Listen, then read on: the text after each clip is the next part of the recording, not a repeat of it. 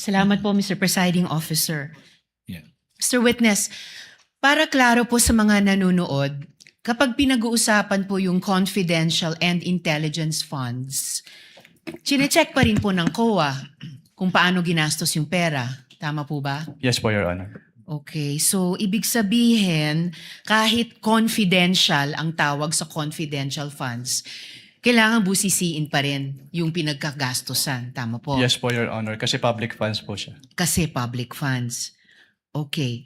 Ngayon, yung mga resibo na hinihingi nyo sa COA, again, para sa mga nanonood, para saan ba talaga yung mga resibong iyan?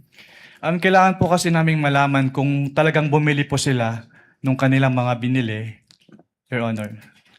Okay. Kailangan malaman nyo kung talagang binili Yes po. yung sinabing ibinili. Opo. At At doon lang po namin makikita yun sa official receipt or sales invoice po. okay, OR o kaya sales invoice. At hindi lamang sa mga AR.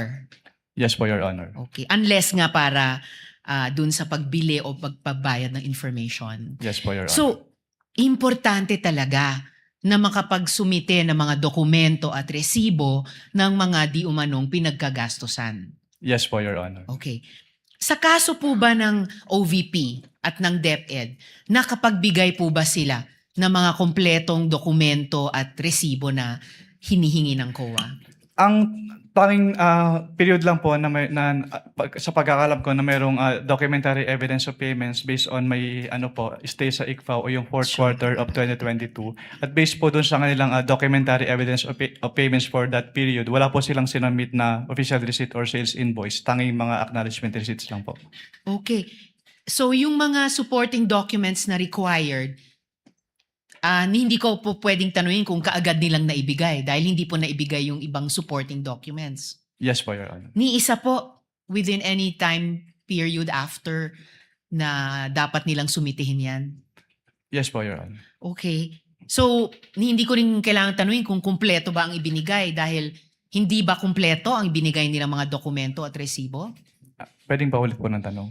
Kumpleto ba o hindi kumpleto yung ibinigay nilang mga dokumento at resibo? Hindi po kompleto, Your Honor. Hindi kumpleto.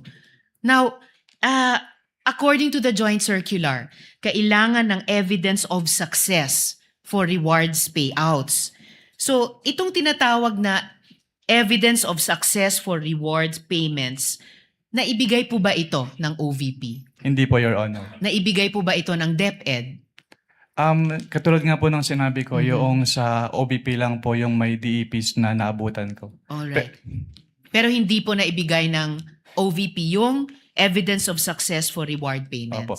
Pero i-clarify ko lang din po, since ako po yung nag-initially evaluate noong first and second quarter ng DepEd, based po dun sa aking mga na-evaluate na documents, wala din po silang sinubmit na documentary evidence of payment. Documentary evidence na of success of the surveillance activities or information gathering activities po. Okay.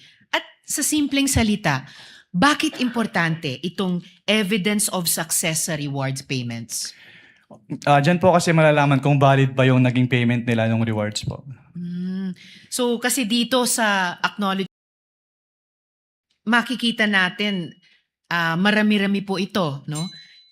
Nakalagay na kapag claim sila ng reward. So huling tanong ko sa inyo, Mr. Witness, sa round na ito, ibig sabihin sa itong evidence of success for rewards payments, patunay na meron tayong napala. Merong napala ang gobyerno sa mga operasyong iyan. Yes po, Your Honor. Kaya po namin ni-require na i-submit po yun. Alright. Salamat, Mr. Witness. Salamat po, Mr. Presiding Thank you.